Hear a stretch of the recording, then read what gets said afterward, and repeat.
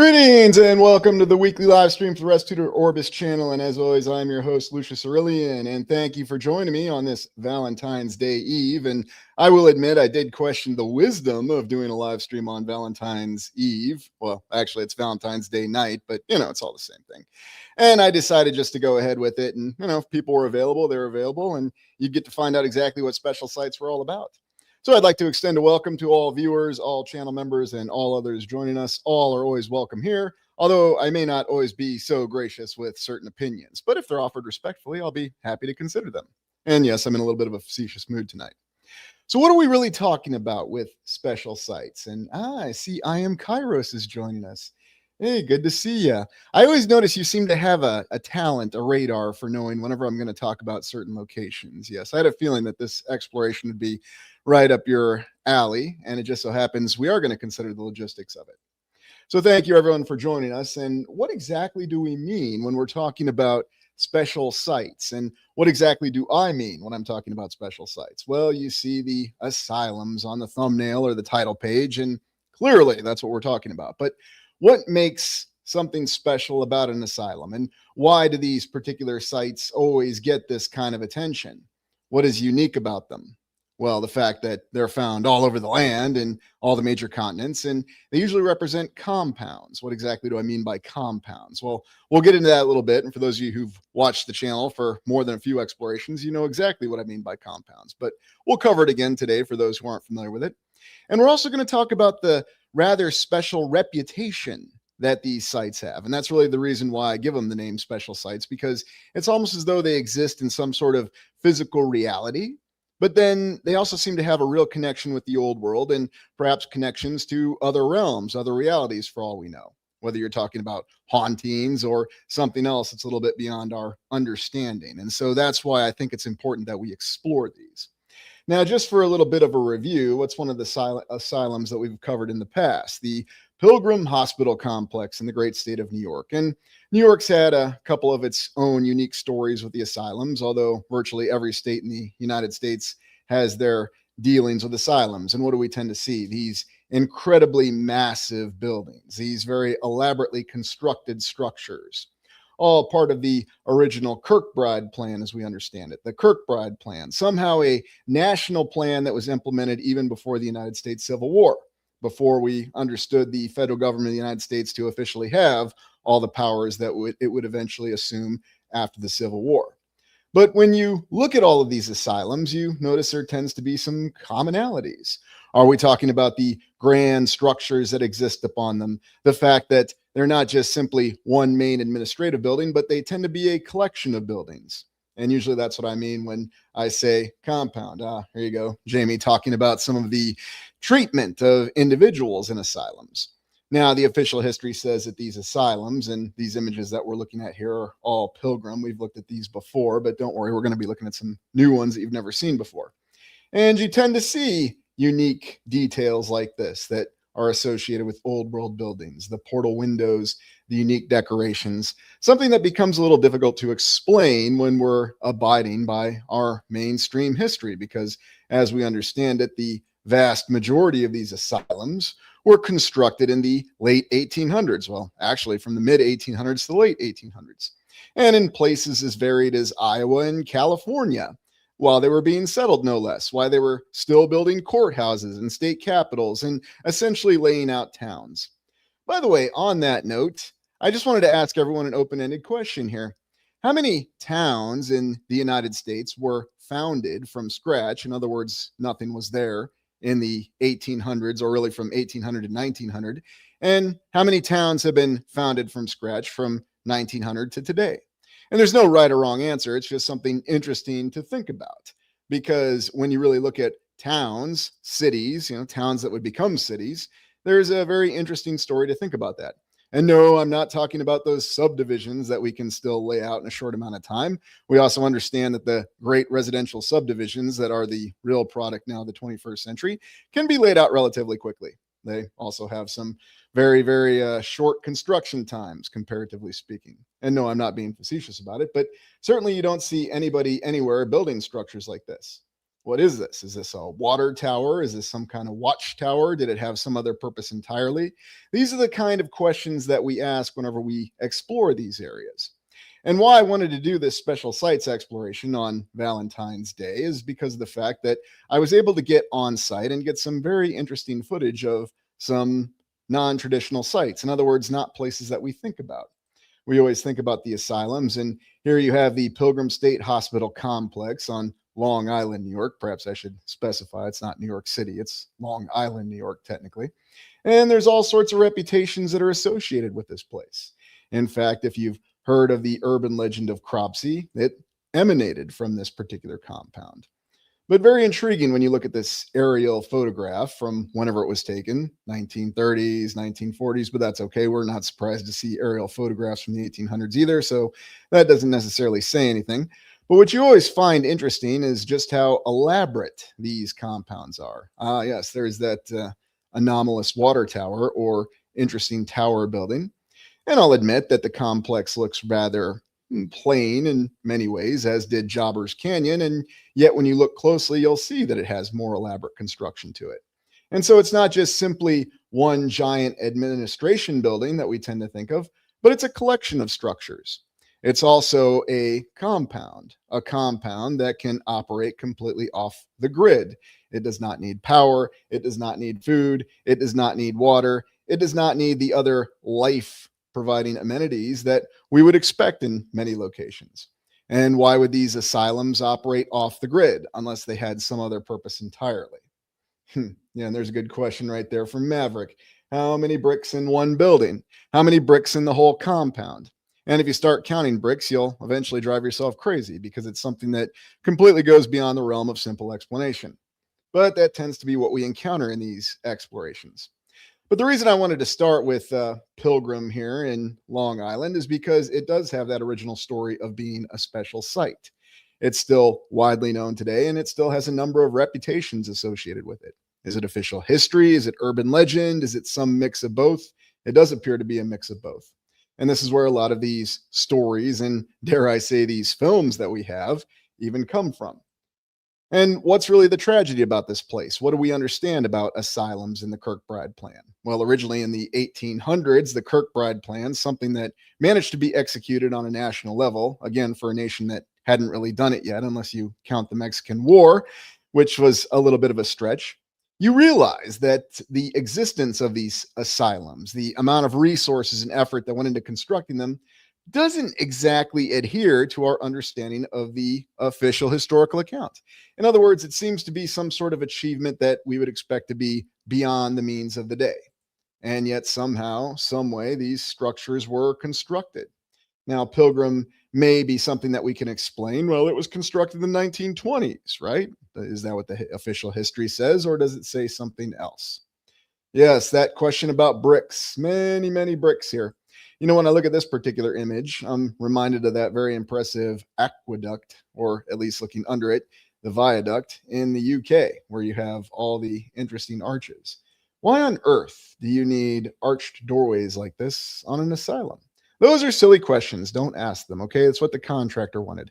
It's what Thomas Kirkbride had in mind when he wanted to build some incredible structure for people to not be interred in. That was not his intention. It was legitimately supposed to be a place where people could see beautiful buildings, they would relax, they would have the comfort of living in such structures, and of course, having access to a lot of sunlight. And that was the original intention. Of course, the official history tells us that over time, there were too many people in these facilities, and gradually their purpose was lost.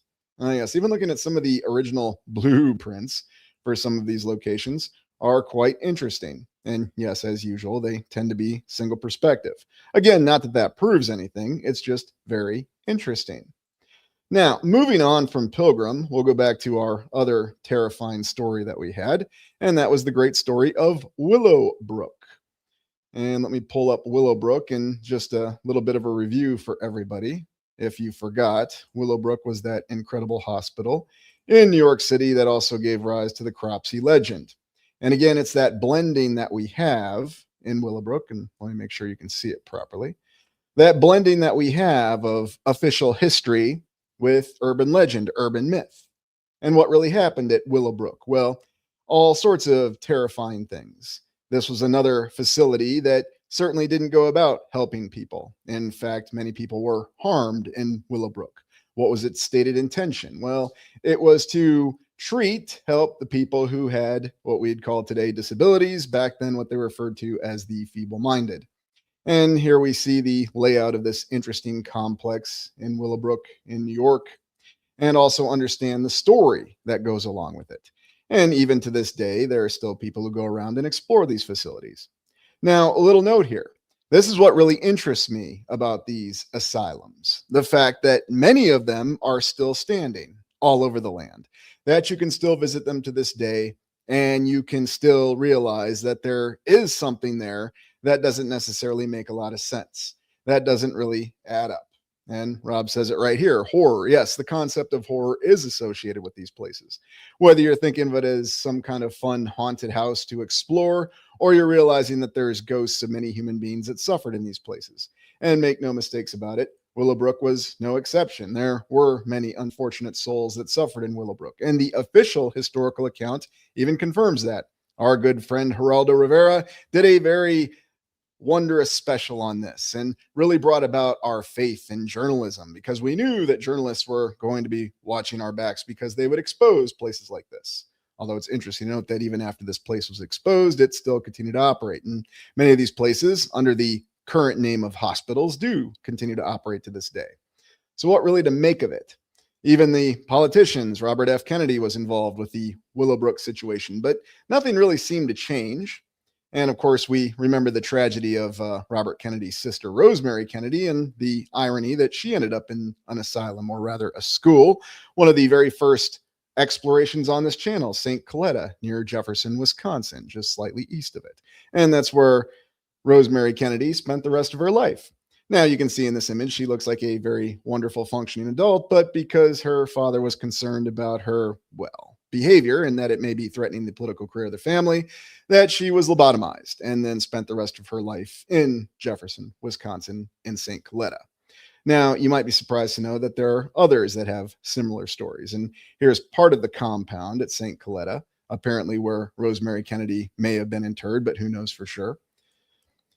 And then going back to that concept, again, just a small town. Most of these towns that have these impressive asylums were small towns, this being St. Coletta and Jefferson.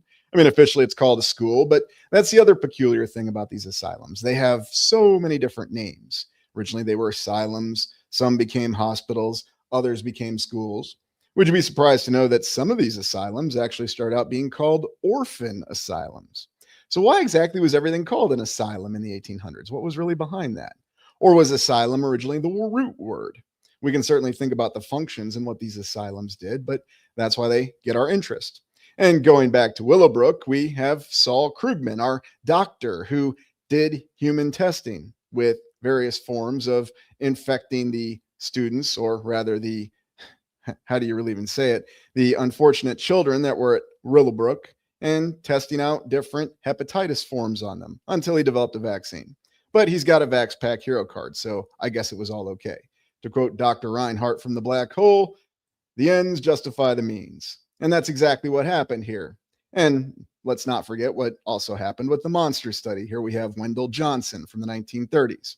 So I guess what I'm saying then is that a lot of these asylums, these schools, all have darker associations with them. Now, of course, the official history tells us that the government acknowledged these terrifying events, and that whatever happened, it was all acknowledged. There were reparations that were paid out, and of course, promises that it would never happen again. And it's an all too common story that we've heard many, many times. Yet we can't deny the fact that these events did happen, and they didn't happen in some adversarial nation, especially if you're from the United States. They happened in the United States, and there's no denying it. They also happened in the other so-called Western liberal democracies of the World War II era, before and after. But they were just mistakes that were made, and they've been corrected. Nobody would ever do what Saul Krugman did in Willowbrook today, because there are numerous watchdog agencies. And don't forget, we've got many fine journalists out there that will be, of course, investigating things like this, especially if they find out about it. Yes, the ends justify the means. But you may recall that with Willowbrook is the legend of Cropsey. And perhaps you've seen the film that's also associated with it. There was the documentary, and then there was the original film about this individual, a man who did really live, Andre Rand, who served at an asylum. And apparently, according to the official history, he eventually lost his mind, although he had other issues. There's a lot of debate about what his actual biography is. But then he became an individual who was convicted for murder, and you may recall that exploration that we did. And then there's the film The Burning, which is a fictionalized account of the legend of Cropsey that apparently was inspired by the existence of Andre Rand. So, what's the reality in all this? Where does fact meet fiction? And what's the real point behind these special sites? Is this because these special sites have some sort of power, or are they really an area that, for whatever reason, they were subverted, they were corrupted? What was the original purpose behind these structures? Because we acknowledge or we theorize that most of these asylums are legitimate old world structures. What exactly was their original intention, and why were they corrupted? Why are so many of them still intact to this day? And you might be surprised at when and where they're intact and what they really represent. Tabor here, the largest asylum is the earth. Most of the residents don't know they're even in an asylum. Well, you can joke about that, and I know you're being half serious, as am I, because guess what? If you look at the list of transgressions that would get you into an asylum in the 1800s, it was a mighty long list. Basically, somebody not liking you could get you confined to an asylum. And that's really not much of a joke. That tends to be the truth, as disturbing as it is. And good comment here from Michael Knight. Willowbrook had a CP offender in the children's wing, also the infamous basement. Yikes. Yeah. Well, and I'm glad you brought that up, because the subterranean component of a lot of these structures is probably the most interesting part behind them. And so let's go on to the next part of our exploration, going beyond our review of Willowbrook. And we're going to look at some of the original asylums that we have and what are so interesting about them. And I really want you to think about how an asylum reflects an old world structure. And what were your thoughts on asylums before you even knew about the old world? And if you don't believe in the old world, that's okay. Although I'm expecting, or maybe falsely expecting, that many of you that are here do believe in the concept of the old world. But this particular structure here, what does it represent, and where is it, and how is it built, and how many were built in a short amount of time? I am Kairos. Yes, there are 73 acknowledged Kirkbrides, but would you be surprised to know that there are hundreds of installations that still abide by the Kirkbride plan? They were just never actually labeled as an asylum. I'll admit it was something I was not aware of, and doing this recent exploration, because what I'd found out was somebody was playing the name game. There were all kinds of different facilities that had been asylums. For example, St. Coletta in Wisconsin, it was always just considered a children's school, a school for children with special needs, or disabled children, many different ways to say it, or as they said back then, schools for the feeble-minded. That was the way that it was said. But what do you think when you see structures like this? And what do you really think about all the investment, this particular one being the Northern Michigan Asylum in Traverse City in Michigan? Does it really seem to make a lot of sense? And do we really have an appreciation for just how large these structures really are? One of the focuses that I had with the on-site exploration that I did that'll be coming out this week is to really try to convey to you just how large all of these compounds really are. And remember, this is not a single building. Most of these compounds consist of multiple structures.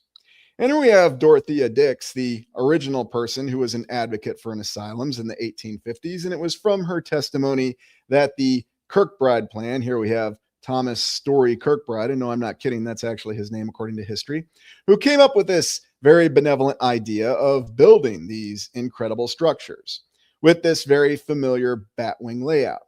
Now, something I want to bring to mind to you, though, is we notice there are variations in elements of the design. It seems as though the central portion of the bat layout always tends to vary. We have different towers. We sometimes have domes, different aesthetics on them. We even have some asylums that have the old Roman Greco columns and pillars on the front of them. What exactly is with that?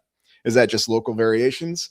Aren't these asylums supposed to be built to a certain code? No. Just have the various batwing layout and you're all set. And apparently everyone just knew exactly how to do that all across the United States, all at the same time, in the age before the highway, the interstate, motorized or mechanized transportation. And that's what we have. Yeah, there you go. It reminds me of a mall map, and that's exactly the way it seems.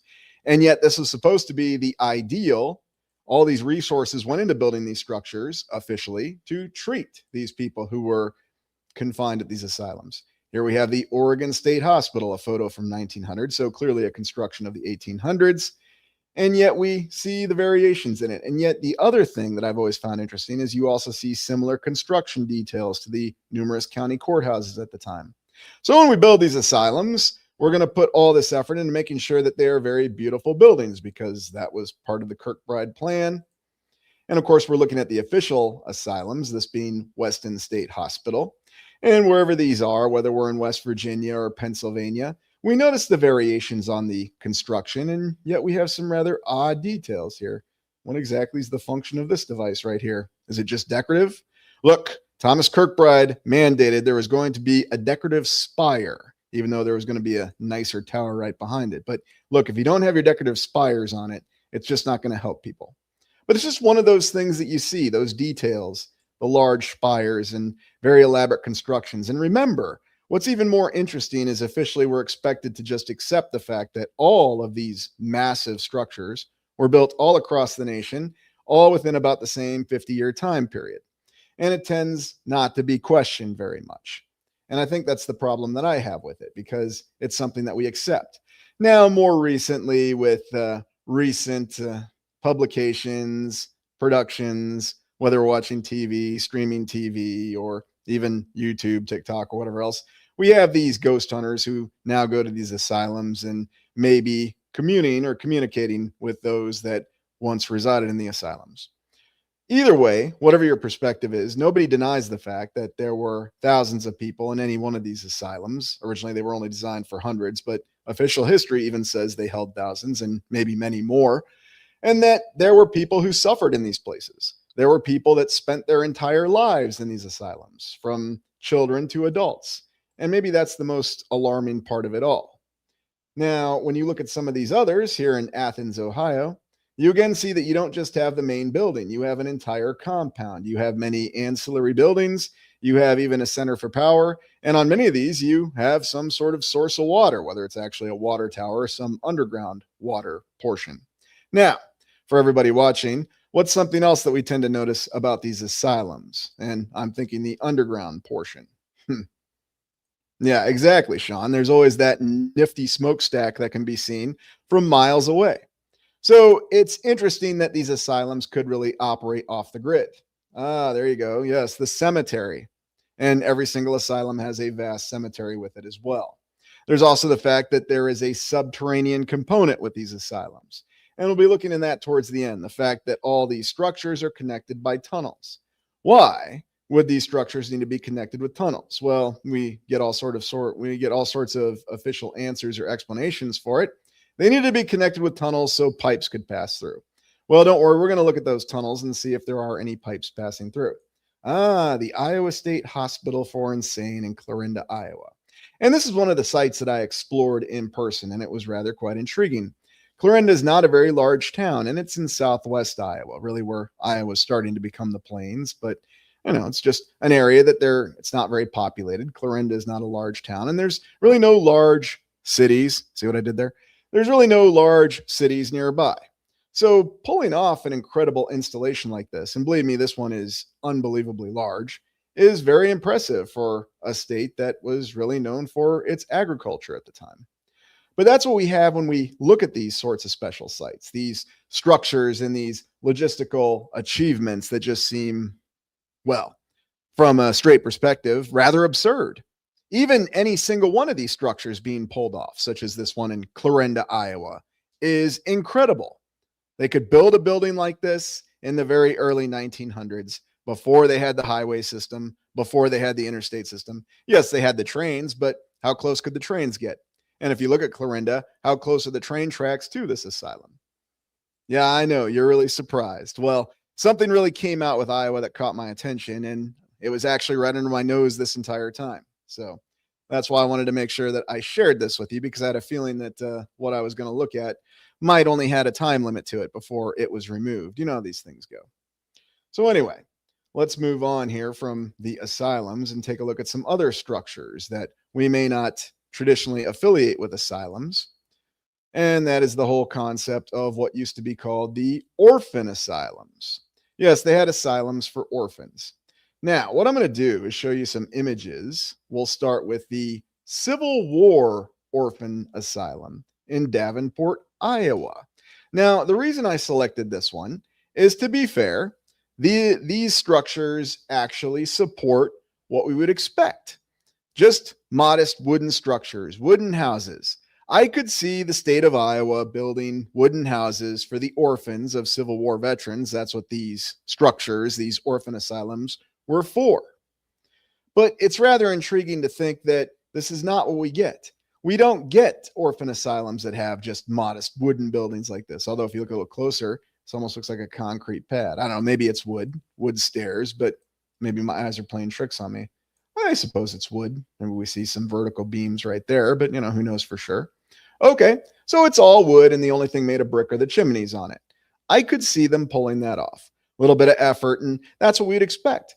That's what we'd expect all these orphan asylums to look like all over the United States. And keep in mind, they had these before the Civil War. It's just they built more after the Civil War. And yet, this is what we get. St. Anne's Orphan Asylum in St. Louis, looking like a nice castle. And, for those of us who've explored a little bit or looked around, we know that this coincidentally looks like many a high school that's also a castle. So the castle design. I just wonder why we don't do the castle design anymore. I mean, just think, you could build libraries today. Oh, I know. You could build a data center today with a castle design. Wouldn't that be cool? A data center in a castle. I would love to see that. Right down to even having the windows in the ground for whatever reason that they were. It's also interesting when you look at St. Louis and all their iterations of all the bricks that came out of there. Like, wow, St. Louis must have produced hundreds, billions of bricks, because not only did they build the entire city in St. Louis out of bricks, but they also exported bricks all over the Midwest, so the official history says. And then this very, very subtle place in New York City, this is actually a Hebrew orphanage. Yes, apparently they had different orphan asylums for different groups of people in the 1800s. Whoever would have thought it? Why, again, do you need the impressive castle design? What exactly is behind it? And what an interesting castle design that we have with what appears to be growth on the bottom here. I know it's just shrubbery, but was that to help the orphans adjust at some point? How exactly is a structure like this conducive to even having orphans? Oh, looks like we added a little fire escape over here. But these are just things that I ponder on all the time, because we do have a lot of examples of these. And if you do your own research, you'll find that there are hundreds of examples of these impressive orphan asylums. Now, remember, purpose-wise, these were just supposed to be places for orphans, what you just call the orphanage. And yet they always seem to be these very exotically constructed structures. Certainly not the way anybody's building today, because guess what? The Bird Orphan Asylum here, vicinity Philadelphia, you're not going to see a data center that looks like this. And I know you'd say, well, that's just absurd. Nobody would arrange computers like that. That doesn't make any sense. Yes, I agree. How does it make sense, though, to have orphans in a structure like this? I don't know. Don't ask me. It's just one of those things that keeps coming up, and we're not really supposed to question. That's an interesting comment. Yeah, power center of some sort. And if you're wondering what exactly were these asylums, these compounds, well, they seem to come across as perhaps they were survival compounds right before the last reset.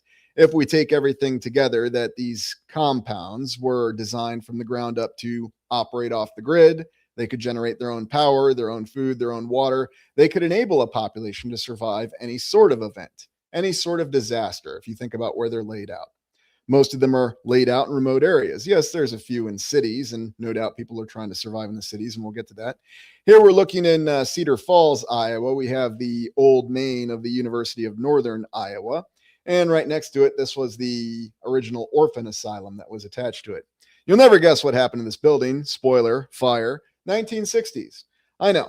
Another structure, another very impressive structure that was lost, a great historical structure, and certainly not a structure that we build today, that was just destroyed in a fire, and it wasn't even part of urban renewal.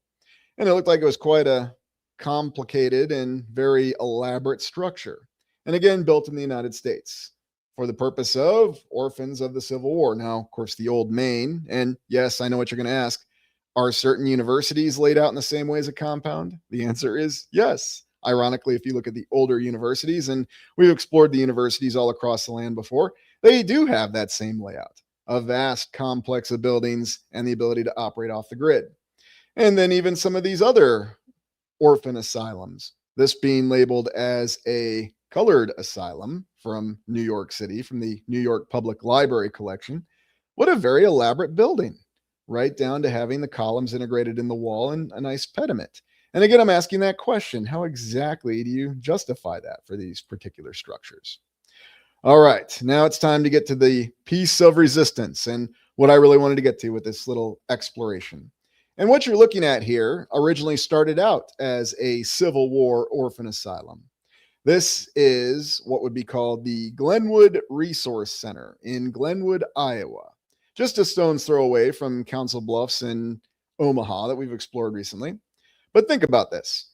Originally, officially, this was supposed to be an orphan asylum. It was then changed to be a school for the children of the feeble-minded. And you might be surprised to know that as elaborate and as incredible as this facility is, it's actually built on top of a bluff, the Los Hills that we've explored. Yes, somebody decided to build an incredible structure in the 1800s, again, in the middle of, well, just be honest, remote Iowa, for the purpose of helping children with disabilities, or as they called it at the time, feeble-minded children. Today, we would just say that it's a place for, special school, special education. We always have different names for it, just like we have different names for the facility. What's really surprising to me about this one, though, is while this was supposed to be a orphanage and then a school for what they called feeble-minded children, there are numerous stories and very well documented, as people like to say, stories of single parents or parents that just seem to dump their kids off at this location. And there they would spend the rest of their lives. In fact, there was even one tragic tale of a boy from Lenox, Iowa, born in the 1890s, who spent the rest of his life from age 8 in this particular institution. And by the way, he was later tested in the 1950s and found to have an IQ of 120. So it begs the question, how and why did someone with a very high IQ end up in this particular facility? Now, yes, you could say there's always exceptions. There's a story about how his mother had an issue with the way he acted, and that's how he ended up in this facility. But it's rather odd and terrifying at the same time to think how many others ended up in this facility and spent the rest of their lives there when they had done nothing wrong. They hadn't even committed any transgressions against the thousands of reasons for why you could be put in an asylum. And here we have another Hebrew orphan asylum in New York. And again, a very well-constructed structure, as though we're putting all these resources in all of these asylums for everybody. It doesn't matter who you are. We've got a particular asylum for you. I find that very peculiar. And I've explored it before because I think there's something more to it. There's something that we're missing here. Now, this particular facility, another orphanage asylum, is in Iowa County, but it's in Wisconsin. Quite interesting. And then going back to the one that I was able to get some on-site footage of in Glenwood, the Resource Center, as they call it. At least that's what it was called. Now, it's interesting about this particular facility in Glenwood, Iowa. It has a very poor reputation. In fact, that poor reputation even continued as recently as this decade. Yes, all the way to the 2020s. It was very recently closed by the state of Iowa in 2024. But the facility and the grounds are still intact. And their future is currently being worked by a special restoration project, apparently. And the state of Iowa is funding this restoration project, or somebody is. But for our purposes, it's still there. And here is the girls' cottage. Yes. Does this really look like a cottage to you? You've got these lovely columns. Why exactly does a cottage need columns? I'm not really sure. And this very interesting construction. And by the way, this particular structure is still there as well. And if you're curious to see what it looks like today, well, tune in Monday for that particular exploration. Too much free will get you a one-way ticket to these places. Yeah, that seemed to really be the way it was at that particular time, didn't it? And Chassie, great to see you. One of my great-grandfathers died in a Tennessee mental hospital during the Civil War after being caught by the Union. And what an interesting place for anybody, especially a prisoner of war, to end up. But there were all kinds of strange things that happened during that Civil War, weren't there? Orphans, prisoners of war, prisoner exchanges. Hey, Rory, thank you very much. And I appreciate that. And it's good to see you. Tabor, they should put a couple of learning centers in them. I heard they make money, could use it for restoration.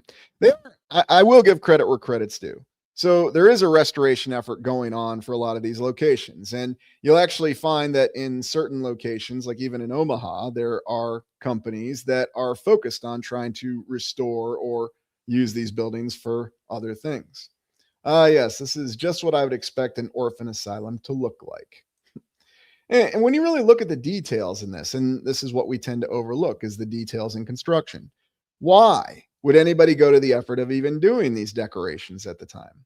Why wouldn't they just build those nice wood shacks? I mean, they were suitable buildings, and you could build a lot of them. Oh, yes. I got a little checkerboard pattern going here. What exactly was this all about? How is this explained? Unless, of course, these were older structures.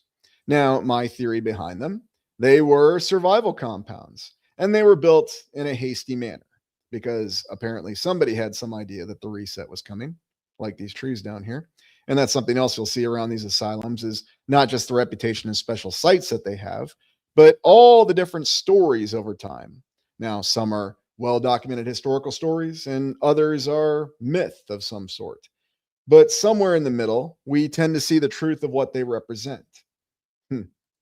Yes. Next generation of programmed labor. Well, and that happens in many different ways.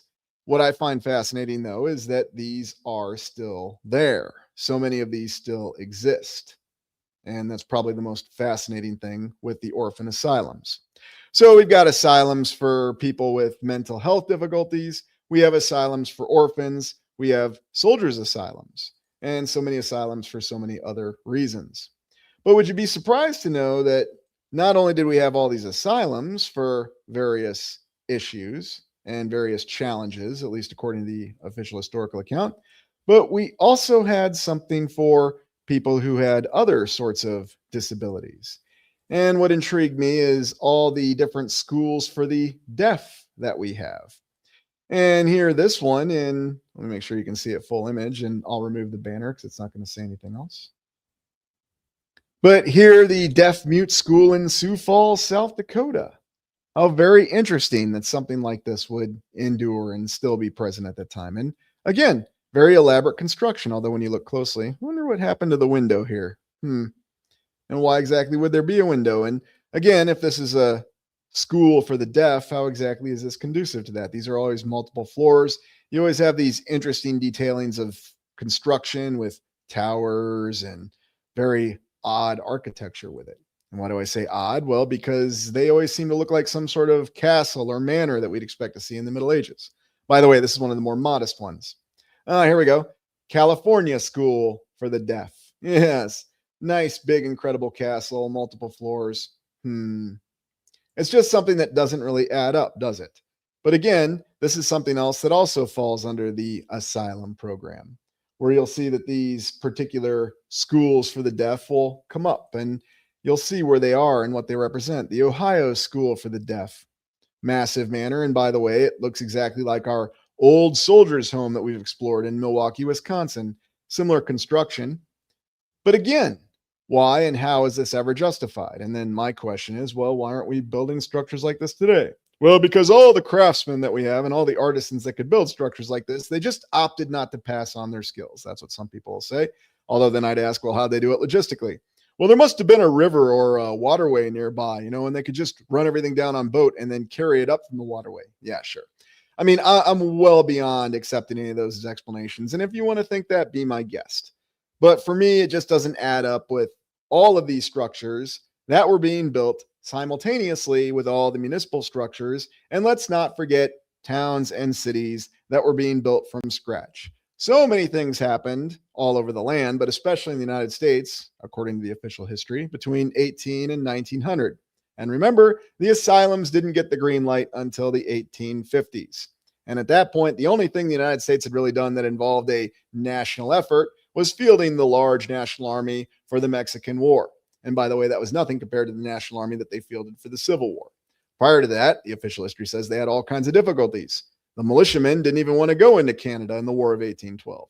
And that's why the War of 1812 was a draw, even though Washington and the White House was burned to the ground. It was a victory by the fact that they didn't give up. I don't know. War of 1812 is another one of those weird conflicts. But here we have Donaldson's School for the Deaf in Scotland. Don't they know how to build a school for the deaf in Scotland? And you might be surprised to know that this is attributed to the 1800s, although who knows for sure. Very, very elaborate structure. And not only do we have the impressive and well-adorned towers, this is near Edinburgh, make sure I'm saying it right, so I don't have all the Scottish people coming after me when I go back to Newcastle. But it's a very beautiful structure. And, even the wall has the lovely spires on it and wonderful stairs. Well, I guess if you're in a school for the deaf, you may as well know that you're in an incredible castle. By the way, the structure is still there to this day. And of course, what do they tell you? There's a sign. No public access, private property. I guess I won't be exploring this when I go to Scotland, unfortunately. But if you can get some images, some interior images, or if you know someone who's actually been within it, by all means, share. Oh, of course, it's got a clock on it. Why wouldn't it? But all the interesting decorations, all the detailing, and all the effort and resources that went into this. And again, this whole concept of this new mentality. Now, official history tells us, yes, there were the workhouses. They existed in Victorian England, and they were earlier. They were before the asylums, officially. And that all went back to the bubonic plague. But it's just one of those interesting things that, there you go. What is under the grass? That's always a good question there, Brian, because what's in the subterranean component of these places?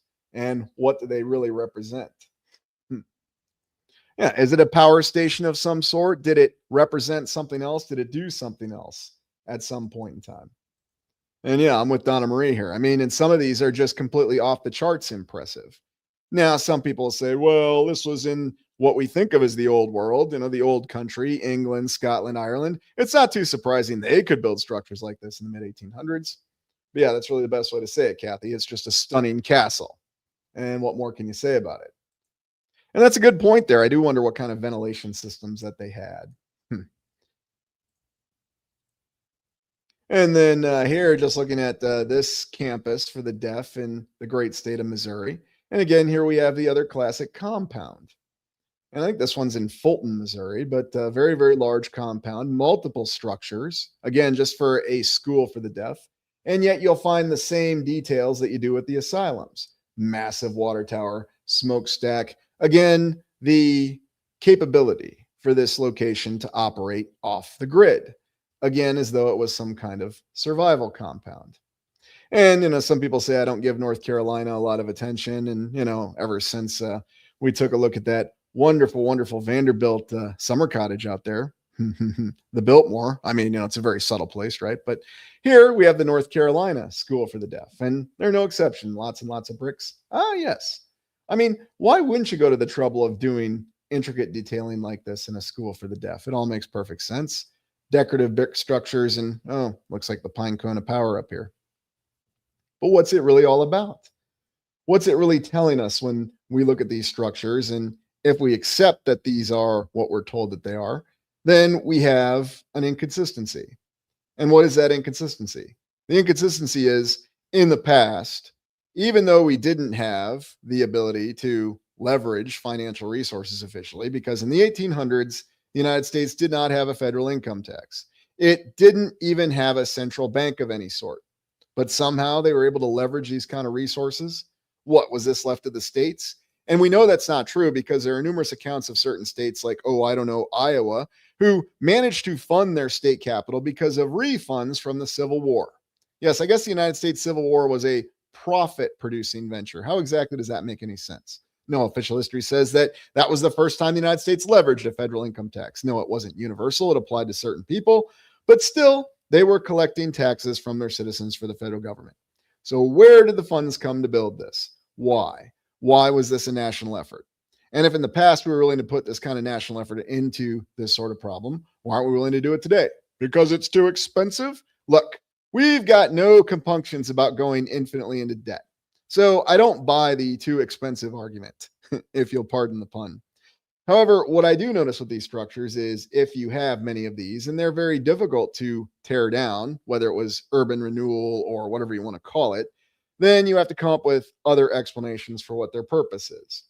And here, this little subtle school for the deaf in North Dakota, again, another little castle building. Oh, yeah, out in the middle of the plains in North Dakota, a state that was never really that populated, another one of those great anomalies. And yet they can build a castle school for the deaf out there because I guess, all the artisans and craftsmen were just out there and readily they had materials available to do it.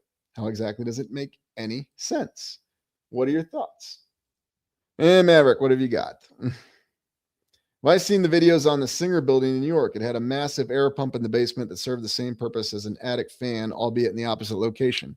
Yes, Maverick, I have seen a lot on the Singer building in New York, and that one is definitely an anomaly. New York City as a whole is an anomaly. For some reason, it's not easy to talk about unless you show some kind of mushroom cloud over it, which I'm not willing to do. But yes, it's quite intriguing. You know what? I may have to go back, though, and take a look at some of those special buildings. Maybe we'll do a live stream on it. We'll see. But thank you very much. I appreciate that. And Kathy says it very well right here. Definitely repurposed buildings. And you might be surprised to know just how many of these are still around to this very day and what they represent. And here we're looking at the Omaha, Nebraska School for the Deaf from an aerial overhead photo. And while you can't appreciate the intricacies in the structures, you can definitely get an appreciation for the layout of these structures. And very odd that when this was built, there seemed to be no ability to pave the roads. Although under the dirt road, there did seem to be bricks and some kind of pavement. Very strange. And once again, a massive compound. Why exactly did the school for the deaf need to be a massive compound to operate off the grid with its own ability to generate power and water and food? And yes, food. They had farms. They even had greenhouses on these asylums. And I'll even show you one that I saw when I explored Glenwood. And no, I didn't intentionally explore Glenwood. I went on a little hike in an archaeological site and just bumbled onto it. It's a fun story. Tune in Monday if you want to hear it. But really looking at this here in this school for the deaf in Tennessee, and here we have the traditional construction, all this effort put into these structures for all these buildings. So again, a series of anomalies from the 1800s, Carnegie libraries, asylums for every purpose you can imagine, soldiers' homes, orphans, school for the deaf, school for the blind, and asylums that anybody could be interred in, confined to, or sent to for treatment for any number of reasons you can possibly imagine. It all comes out here, and I think these are special sites because of the fact that they do still exist. And Kathy says it right here very well. The asylum compounds were their own cities. Absolutely. They were their own cities, and how many people really did live in them? If every single building and room was filled, and by the way, there are numerous accounts that they were, along with some of the horror stories that come out of them. And what's up, Zarin? Iowa seems to have some kind of psychic cloaking device. Very forgettable. Iowa's most famous son is a Hollywood icon. It is very interesting how attention, in a lot of ways, is diverted from Iowa, and people tend to overlook it. I mean, yes, you can attribute it to its geographical location right in the middle of the United States. And if you've tuned into the way people tend to view the United States, whether you're from New York or from Michigan and what's what and where is where, it's very interesting how attention goes all sorts of places. Kitsch, batteries have copper tops. Some forts are called batteries or bastions. Fashion and fiction. Well, and no doubt about it. And maybe during a period of time, whatever technology that could be salvaged was employed in that very manner. And that's what we have with that. So, Soylent Green. Well, and you don't wonder, was there some kind of special food that they were making from these asylums or things that still endure in our public conscience to this day? That's something I'll admit that I've always wondered. All right, let's go and take a look here at the old world connection. And of course, I saved the best for last because a lot of people don't believe this little detail about the asylums. And this is what I'll share with you. You may be aware of it, but it may surprise you. So every single one of these asylums has an entire underground complex that is associated with them. Now, what is the explanation behind this entire underground complex that we have with this? Well, this is from the Independence Hospital in Independence, Iowa, and it still exists to this day. And you have this very, very large underground tunnel. I mean, it looks like you could get, I don't know, I'd say 6 to 8 people shoulder to shoulder and walking right down this tunnel. So it looks like you get a lot of people through it. The official explanation for it is they needed the tunnel so pipes could run through it to heat the other buildings. Yeah, that doesn't exactly seem the most resource efficient way of doing that. But of course, you may recall they built that facility in record time in the 1870s, 1880s, or sometime in the 1800s. I mean, what time does it really matter? Because the timeline on it doesn't make a lot of sense. Because not only did they build that impressive facility, but they also excavated this out before heavy machinery and then built it with what's clearly bricks. Oh, and they even arranged the brick in the nice arch pattern because, well, why not? If you're just building a tunnel for pipes, you may as well have it look pretty, right? Because you've got nothing else to worry about. But it's not just in Iowa. Even in Travers, in that earlier asylum in northern Michigan, you have tunnels that look like this. Now, what are your thoughts about these tunnels with these asylums? Gas, yeah, I don't wonder. Yeah, Dr. Monroe's Island. It does look that way, doesn't it? Well, and that's all part of it. Children, lab grown, stolen, orphaned by mass tragedy. I mean, and it could be any explanation. Could it be that the reason that we have all these orphan asylums that have a different name or different group of people associated with them is that's where that group of people was originally brought about? That's where they were given their background identity? I don't know. There's all kinds of possibilities. It is very interesting when you try to reconcile it. So, and Donna Marie, this is the one in Travers, Michigan, the Traverse City Asylum, northern Michigan.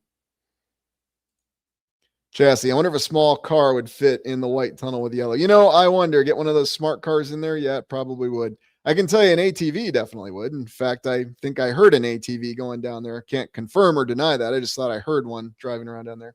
You know, all kinds of interesting things. Serpent tunnel. Yeah, I do wonder about that too. But if you look at what these compounds were originally used for, and by the way, I just inserted this image. This is actually an official bunker tunnel from a nuclear survivor, the nuclear survival bunker. And compare and contrast it with what you see with these images of these tunnels. And suddenly, I mean, and look at this. They even have a path here. A path in what's just supposed to be a tunnel for pipes. I mean, do we just accept whatever we're told and not question anything? And I know a lot of people do because it's the path of least resistance, and that's fine.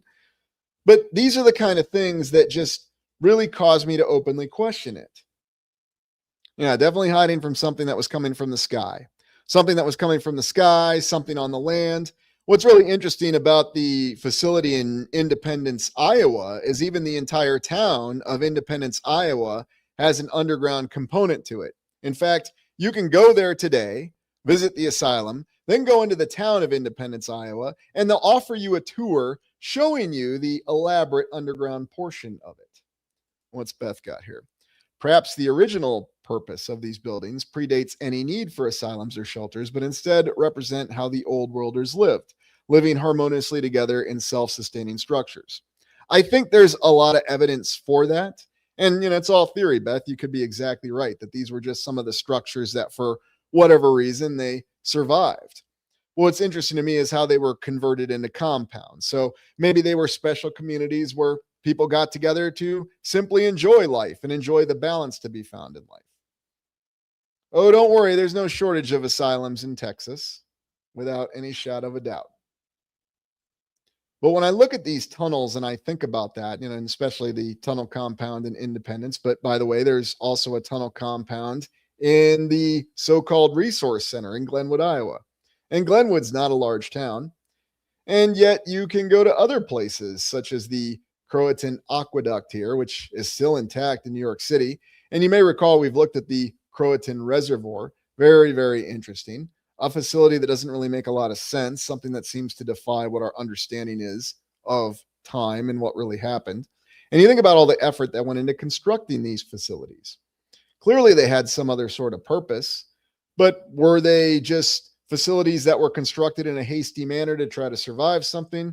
Because we always try to understand, why is it that we don't have this more elaborate construction in some old world structures that we do in others.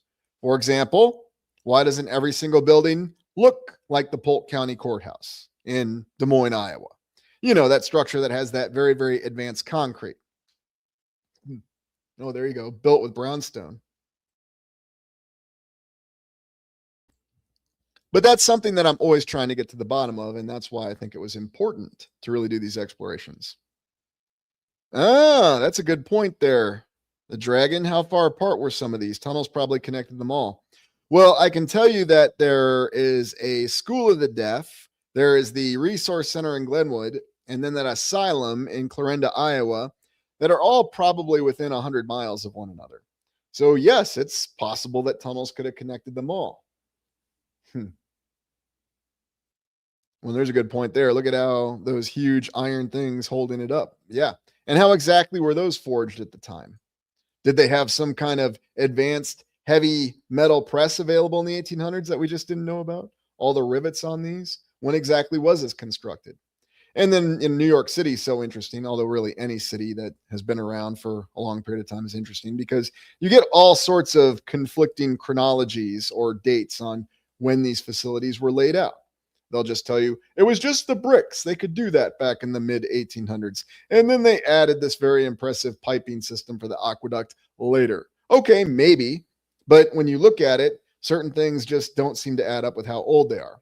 And I know you'll say, well, just do carbon dating. It's that simple. Look, if you ever want to see something funny, listen to people who do carbon dating argue about the results alone. I think that speaks for itself. But this is what you'll actually see with many of the asylums. Little entry points like this that allow you to access the underground component. And if you visit asylums or the remains of asylums, and of course, do so safely and just watch the signs, obviously, if you see the sign that says private property, I would not suggest violating it, but most of them you can access. They'll give you tours. You can look at them. You can at least walk around the grounds and you can notice things like this, these access points to the underground. And to me, that's one of the peculiar details with these. Texas Real, water always runs above collection systems. Yeah, it's very, very true. It does. Lost sprinkler system. Yeah, that's a good comment there, Frank.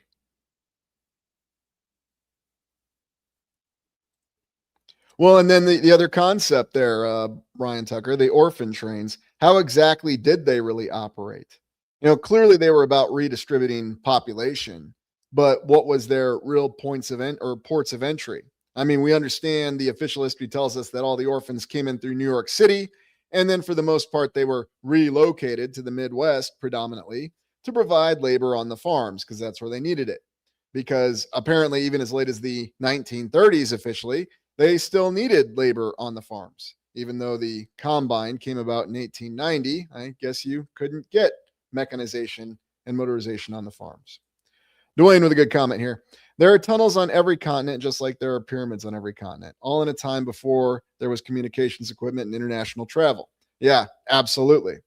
And things get even more interesting, Dwayne, when you consider how tunnels may actually be even connecting larger masses of land. Don't just stop at the asylums being connected. What if entire continents are connected? So, yeah, that's right, Ryan. I mean, pyramids, mounds, we got many different names for them.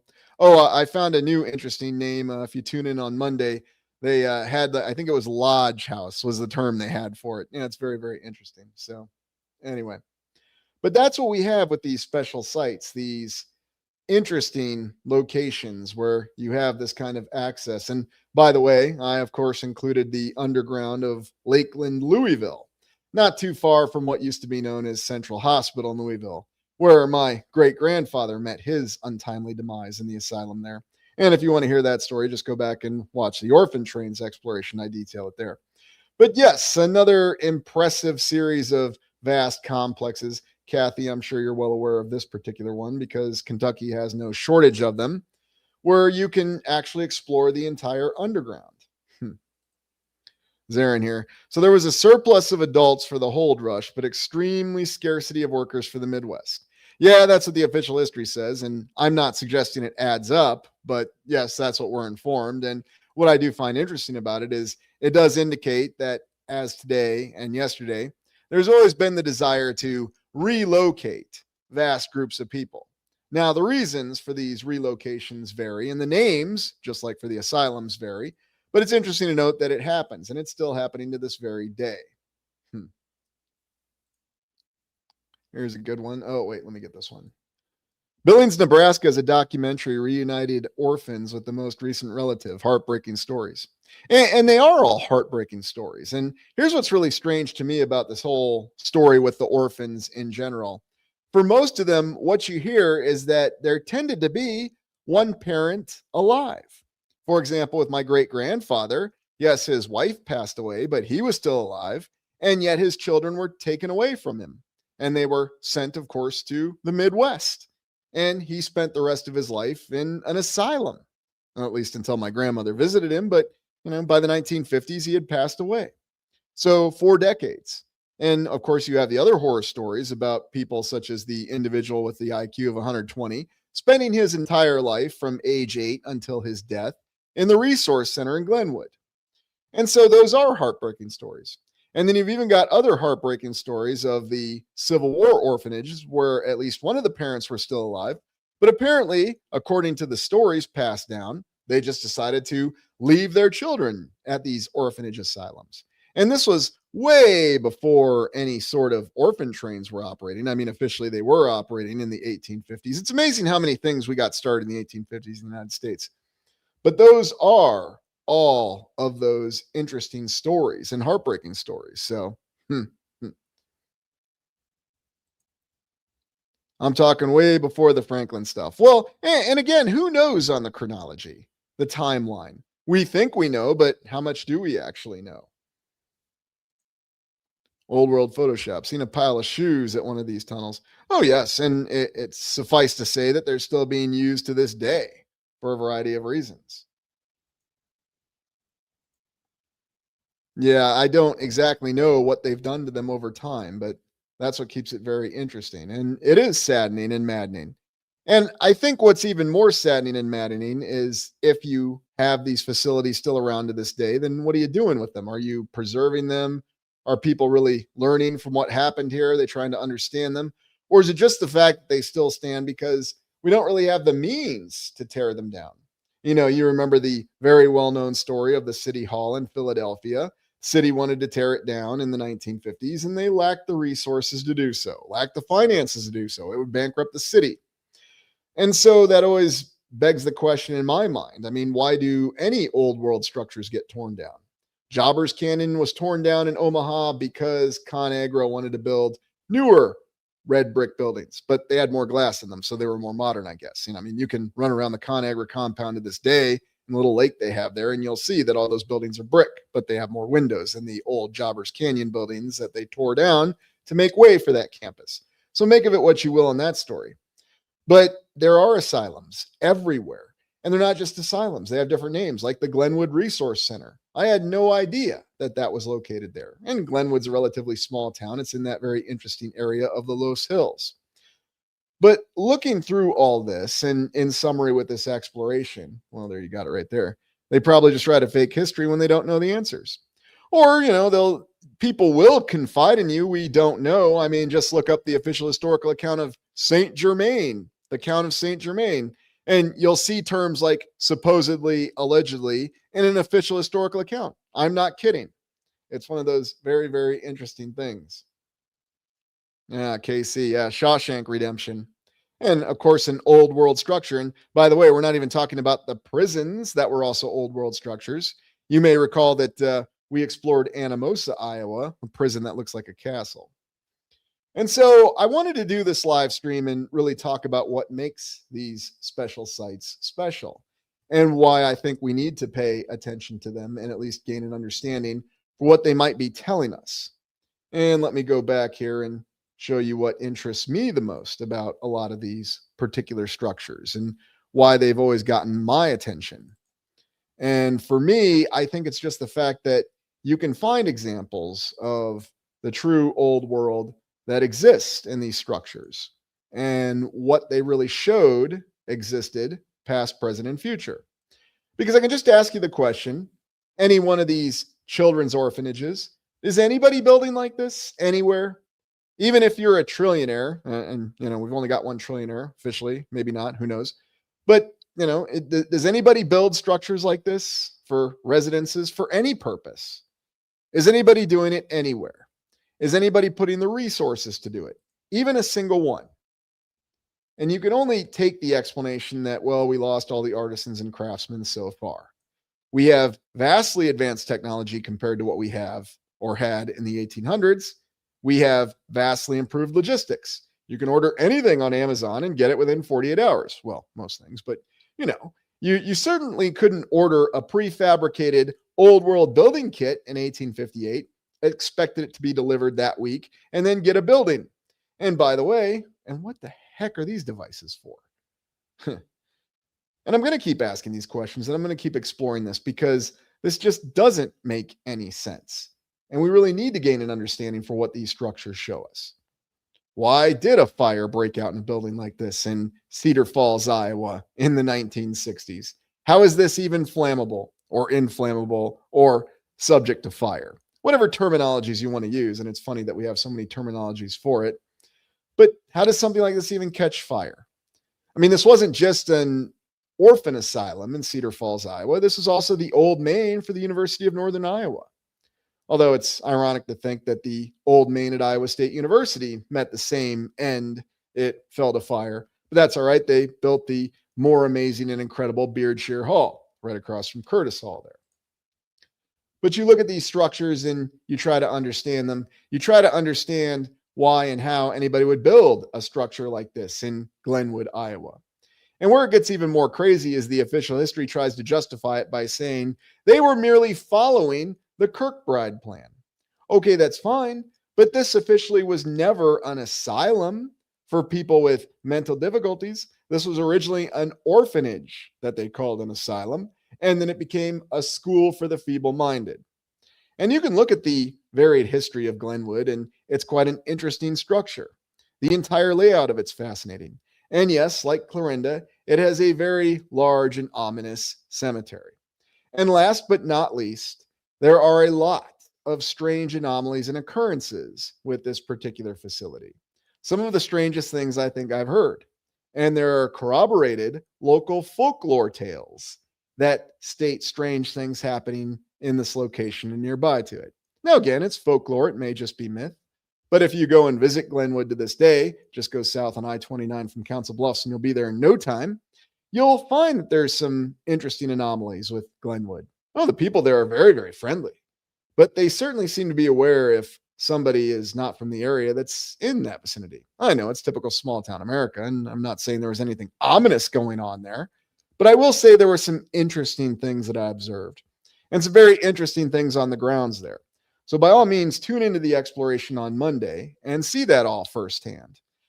Not really looking at photos. It's all going to be live action footage, but I'll tell you the story of the individual who had the 120 IQ and spent their entire life at this facility and why and what happened to them. Ah, there you go, Dwayne. Fire has changed over time. In the past, it was more like explosions. Yeah, it's really hard to say, isn't it? I mean, it seemed to function that way. So, Kirkbride of Pennsylvania. Well, even the name itself. I mean, these names that we get, even with some of our famous architects, Donna Marie, like our favorite E. Townsend Mix and my personal favorite, Sidney Mason Stone. You can never get past Sidney Mason Stone. Well, and what you'll see in the on-site exploration, Donna, is that some of the buildings look incredibly ancient.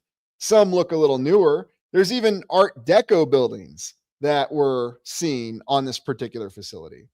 So really not sure what to make of that. And that's really why it caught my attention. And also the fact that I wasn't aware of it. So anyways, well, that's just it right there, Ryan. Yeah. Palace roofs, giant spires, as though this entire facility, and by the way, this particular facility does to this day still have its own greenhouse, and it does even have plants growing in it still. Yes, I'm not kidding. I will show you.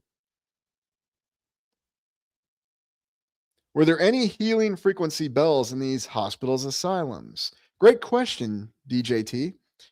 Officially, it seemed to be no, but I'm not sure.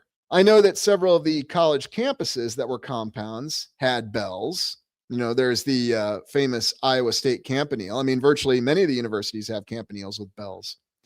But for whatever reason, they didn't seem to make it in the asylums. But maybe they had them. I'm not really sure. So that's a good question. Who does own the building now officially? Apparently, it's owned by the local county, from what I understand. But I'll go over it in the exploration, look in the background, and tell you who owns it officially. It was owned by the state of Iowa, but they apparently relinquished it.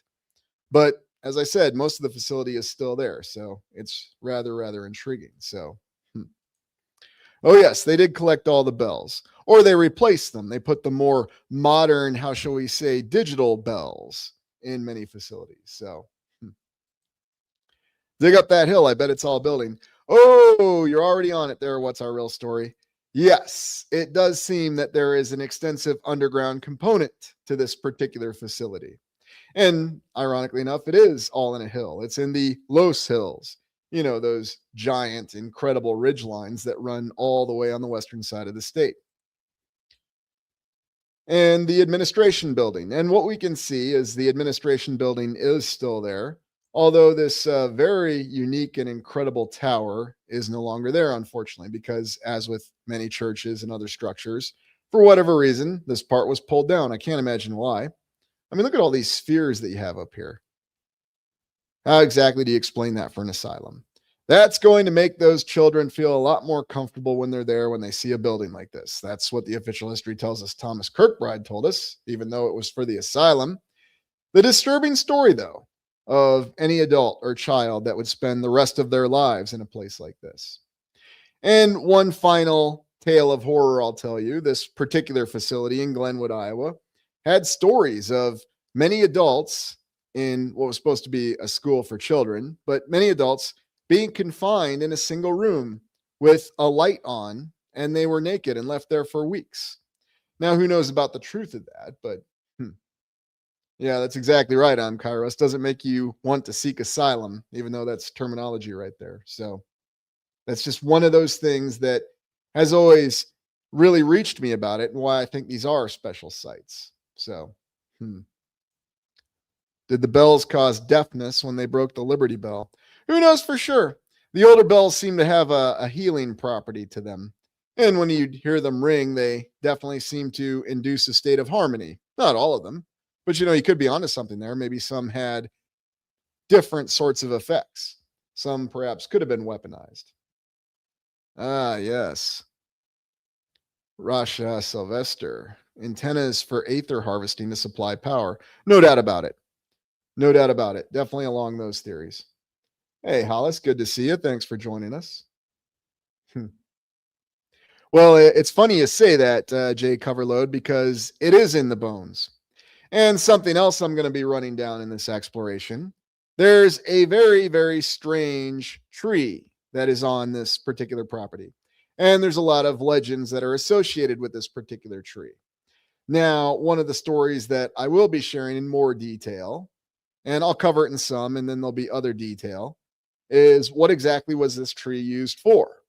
Was there something that happened with this particular tree that's a true story? Is it an urban legend? Is it myth?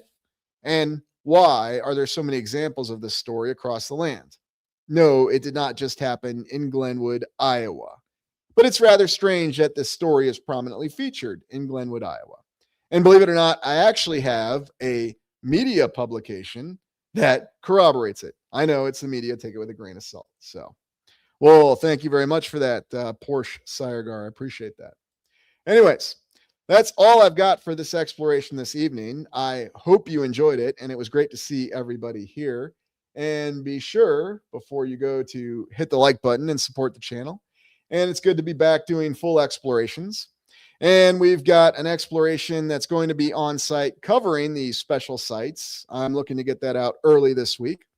And then later this week, we're going to be going back to looking at the killing machines and some of the insidious intelligences. Notice I'm not saying it's artificial intelligence. There seems to be some natural and artificial intelligence that brought about the last reset. So hit the like button. We'll look forward to seeing you later this week and look forward to seeing you live stream next Saturday. Thank you for joining me, and wherever you are in the land, I hope you had a good Valentine's Day. and it was not some sort of Valentine's Day massacre for you.